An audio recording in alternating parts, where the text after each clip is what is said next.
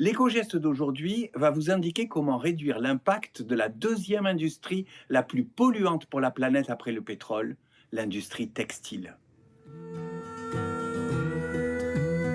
Gourmande en eau et en pesticides, la culture du coton a même provoqué l'assèchement de la mer d'Aral en détournant les fleuves qui l'alimentaient pour sa culture. Il existe des textiles encore plus vertueux que le coton biologique. La France reste aujourd'hui encore le premier producteur de lin et de chanvre, deux plantes qui poussent naturellement sans pesticides. Tous les éco-gestes que je vous ai indiqués jusqu'ici vous permettent de faire des économies. C'est le moment d'investir, car les textiles propres et durables coûtent inévitablement plus cher que ceux qui abîment l'environnement. Parfois, on met en avant la viscose de bambou comme un produit écologique.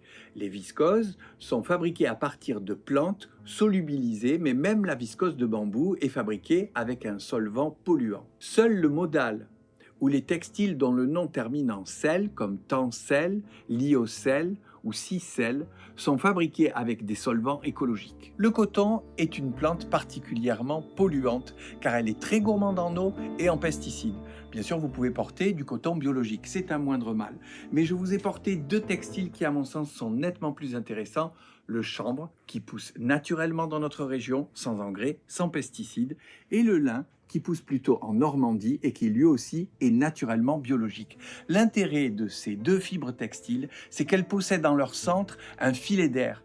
Elles restent fraîches pendant l'été, c'est nettement plus thermorégulateur, et chaudes pendant l'hiver. Pendant longtemps, il était difficile de trouver du chanvre à cause de la réputation du chichon.